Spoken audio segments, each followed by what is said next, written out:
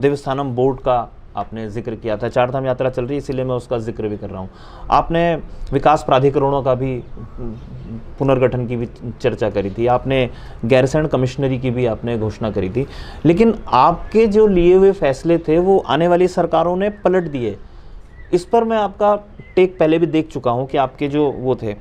मैं सवाल ये जानना चाह रहा हूँ कि जो भी आपने फैसले लिए थे, क्या इसमें कॉन्फिडेंस में पूरी कैबिनेट थी, या जो शीर्ष नेतृत्व बीजेपी का है वो कॉन्फिडेंस में होता है? ये तो कैबिनेट के डिसीजन थे, और कैबिनेट ने जो बोर्ड बनाया गया था वो एक एक्ट के अधीन बनाया गया था। वैसे भी बद्री केदार मंदिर समिति एक एक्ट के तहत गवर्न होती है, और उसके लिए एक ढांचा है, कानूनी ढांचा है, उसके अनुसार उसको गवर्न किया जाता था। हमने जो उसमें एक तो परिवर्तन किया कि उसमें गंगोत्री और यमुनोत्री दो धाम और उसमें सम्मिलित किए। 4-5 मंदिर समितियों ने लिख के दिया था कि हमको भी बद्री केदार मंदिर समिति के अंदर अधीन ले लीजिए, तो उन मंदिरों को लिया था। और विधानसभा के अंदर निर्विरोध ये एक्ट बना था, किसी ने भी इसका विरोध नहीं किया। बाहर क्या होगा, लेकिन विधानसभा के अंदर किसी भी पार्टी ने इसका अपोज नहीं किया। अभी मेरी समझ में नहीं आता कि ऐसा क्यों हुआ, क्योंकि वर्तमान सरकार में भी तमाम वही लोग हैं, काफ़ी लोग हैं, उनमें से विधायक भी हैं, मंत्री भी हैं, मुख्यमंत्री स्वयं उस सदन के सदस्य थे। तो कैसे क्यों ऐसा हुआ? लेकिन मेरा ये मानना है कि देखिए उसमें कुछ सैद्धांतिक मतभिन्नता हो सकती है, लेकिन कुल मिला के जिस तरह से यात्रा बढ़ रही है, श्रद्धालुओं की संख्या बढ़ रही है, तो आने वाले समय में उसके लिए कोई ना कोई मजबूत रेगुलेटरी सिस्टम बनाना पड़ेगा।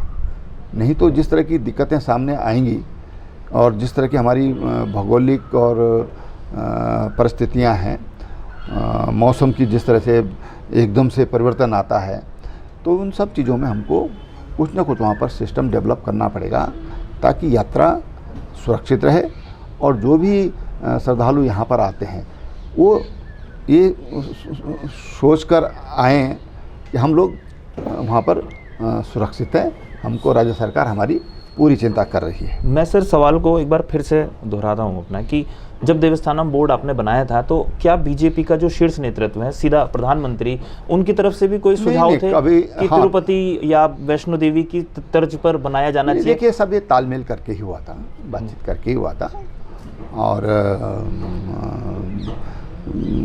ऐसा नहीं है कि फिर कैबिनेट में तो बहुत डिस्कशन हुआ, 1 साल इसको पूरे मंथन में लगा, पूरा विचार विमर्श हुआ, समाज मीडिया के माध्यम से, अखबारों के माध्यम से, तमाम माध्यम से लोगों की प्रतिक्रियाएं भी आई। चंद लोग थे जो उसका विरोध कर रहे थे। अच्छा, कुछ लोग विरोध कर रहे थे, लेकिन आखिर में उन्हीं लोगों की बात मान ली। और मैं मतलब एक उदाहरण मैं कई बार अपनी स्टोरीज के जरिए भी देता हूँ कि बीजेपी की दूसरी सरकारों ने देवस्थानम बोर्ड को हटा दिया, ख़त्म कर दिया, लेकिन बद्रीनाथ विधानसभा सीट जो बीजेपी के पास थी वो चुनाव वहाँ से हार गए, अल्मोड़ा सीट हार गए, द्वाराहाट सीट हार गए जो उसके इर्द गिर्द थी। मतलब उसको आप कैसे उसको देखते हैं? नहीं, देखो, मैं उसको राजनीतिक चश्मे से नहीं देखता। शायद राजनीतिक चश्मे से देखते तो ये बोर्ड गठन की बात ही नहीं होती। भाई थोड़ा बहुत विरोध होगा, ये हमको भी पता था, ऐसा नहीं कि हमको पता नहीं था, हमको भी एहसास था इस बात का। लेकिन कई बार दूरगामी निर्णय लिए जाते हैं, और सरकार का काम यही है कि दीर्घकालिक सोच के साथ निर्णय ले। अब हम अपेक्षा ही कर रहे थे, और जो हमको लगता था कि 2025 तक 1 करोड़ श्रद्धालु यहाँ पर आएंगे, जिस तरह से रोड इंफ्रास्ट्रक्चर है, रेल इंफ्रास्ट्रक्चर है, हवाई कनेक्टिविटी जिस ढंग से बढ़ी है, तो ये 1 करोड़ तक की व्यवस्था और उसके हिसाब से हमको सिस्टम वहाँ पर बनाना पड़ेगा, ये सोच करके ये सब कुछ किया गया था। तो दीर्घकालिक सोच के साथ ये फैसले किए गए थे, क्योंकि जब बोर्ड होता है तो बोर्ड तत्काल निर्णय ले सकता है, वो वहाँ बैठे और फैसला ले लिया। अब सरकार में तो बाबू के पास जाएगी, फिर दूसरे के पास, फिर तीसरा, चौथा, 5वां, 6वां, 7वां, तब अब इतनी जगह फाइल 7 विंडो पे जाएगी, तो फाइल की हालत क्या होगी ये समझा जा सकता है। सर, कभी कोई, जब आप 4 साल तक मुख्यमंत्री रहे, आपने बहुत सारे फैसले किए, और उन फैसलों का आप बता रहे हैं कि बहुत अच्छे परिणाम भी नज़र आए, कुछ फैसले बदल भी दिए गए। मैं जानना चाह रहा हूँ, कोई फैसला आपको लगा कि कोई फैसला गलत हो गया है, उसको सुधार करने के लिए थोड़ा समय की आवश्यकता थी, वो समय नहीं मिल पाया?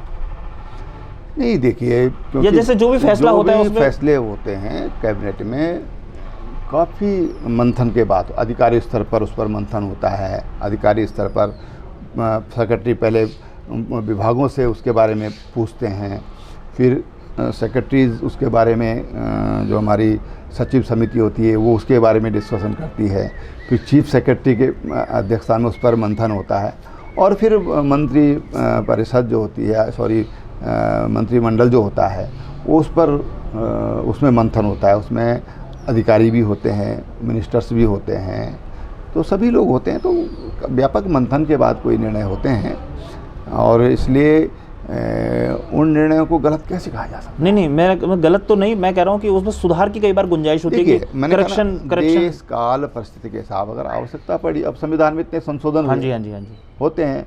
मैं उसी के संदर्भ में पूछ रहा हूँ। भारत सरकार ने किसान बिल वापस लिया, तो कई बार शुद्ध होते हुए भी, अच्छा मकसद होते हुए भी कई निर्णय वापस लिए जाते हैं, उनमें संशोधन किए जाते हैं, क्योंकि आखिर ये लोकतंत्र है, और लोकतंत्र में लोग को समझ में आना चाहिए। अगर लोग नहीं समझता है, जनता नहीं समझती है, तो कई बार निर्णय वापस लिए जाते हैं, संशोधन होते हैं, और मुझे लगता है कि संशोधन में कोई दिक्कत नहीं होनी चाहिए। मैं सर, आपने कहा संशोधन में कोई दिक्कत नहीं होनी चाहिए, मैं एक सवाल जानना चाह रहा हूँ कि जवाब जानना चाह रहा हूँ कि जब कोई मुख्यमंत्री होता है, कोई सरकार काम कर रही होती है, तो क्या उसके ऊपर दिल्ली का कोई दबाव रहता है?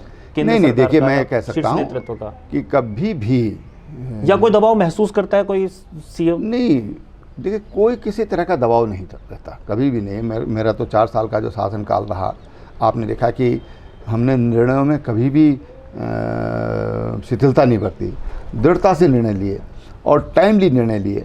कभी कोई भी ऐसा मैं समझता हूँ कि मसला नहीं होगा कि जिस पर फैसला नहीं हुआ होगा। यस और नो होता था, ये करना है, ये नहीं करना है, तो दबाव की कोई बात नहीं है।